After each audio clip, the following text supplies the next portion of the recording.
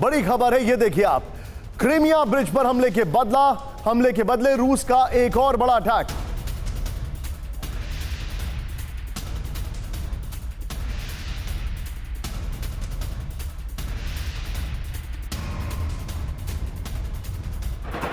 किस तरीके से लोग भाग रहे हैं। सिविलियन सेटलमेंट को टारगेट करने का आरोप। हमले की कवरेज कर रहे पत्रकारों के पास हुआ ड्रोन अटैक। रूसी हमले के बाद पत्रकार जान बचाकर भागते नजर आए। एनाडोलू एजेंसी ने जारी किया हमले के वक्त की तस्वीर, ये देखिए आप। फुल फ्रेम पे राहुल जरा शॉट दिखाइए। जिस वक्त ये हमला हुआ उसके बाद किस तरीके से हालात वहां पर तेजी से तब्दील हो रहे हैं, ये देखिए। शुरू से शॉट्स को प्ले करिए, ये देखिए आप।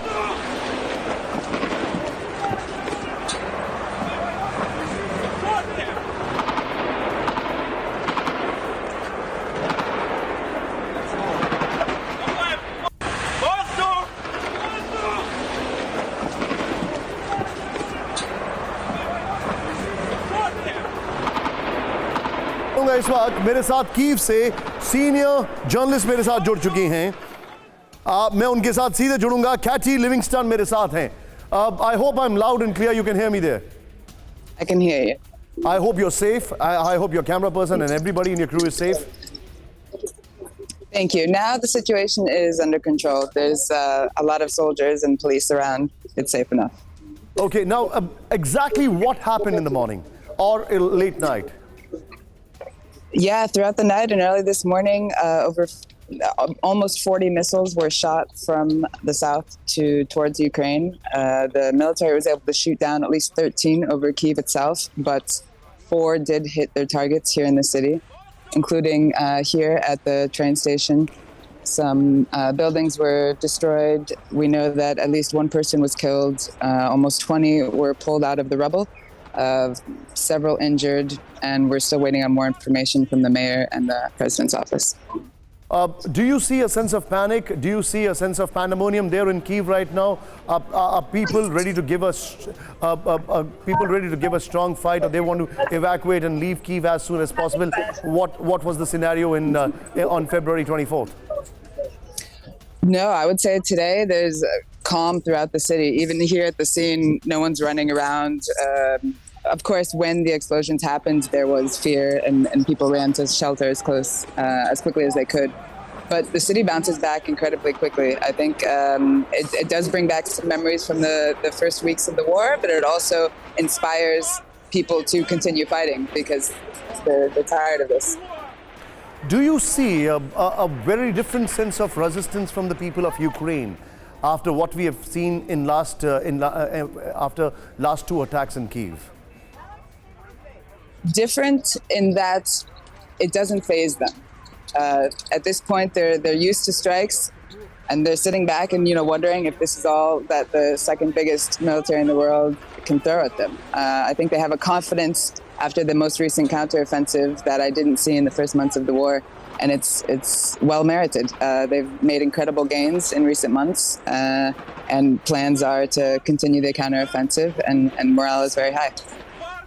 Okay, when it happened for the last time, we thought that they're trying to give a reply for what happened at the Crimea bridge. Now, Right. when this has happened again, is it a reply for Belgorod? What has happened in Belgorod? The way Ukraine is going about it? Right, only time can tell. It does appear that the Kremlin appreciates retribution, an eye for an eye, so to speak. So it could be, this could be, remnants of the Kerch Bridge. Maybe he didn't really hit all his targets, as he claims. Or this could just be a new push from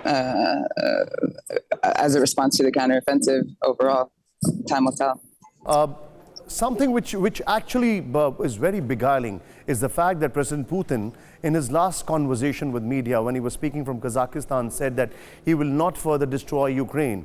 Now, if we see things like this happening in Kyiv, it's absolutely different from what he's talking about. And there are a number of examples where Putin made one promise and completely backtracked on that. I think we can't give really any weight to what he says. He hasn't let up. Russia hasn't let up.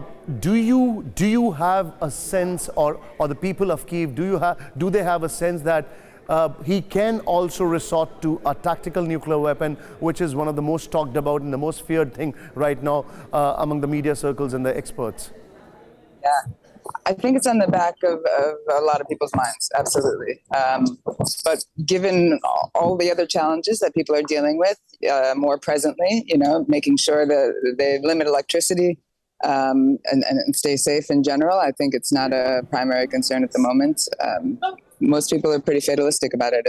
If it happens, and they'll deal with it when it does. Okay, now, Katia, I can see some smoke right behind you. Yes. Is it also the place where the attack happened? If you can just elaborate further on it.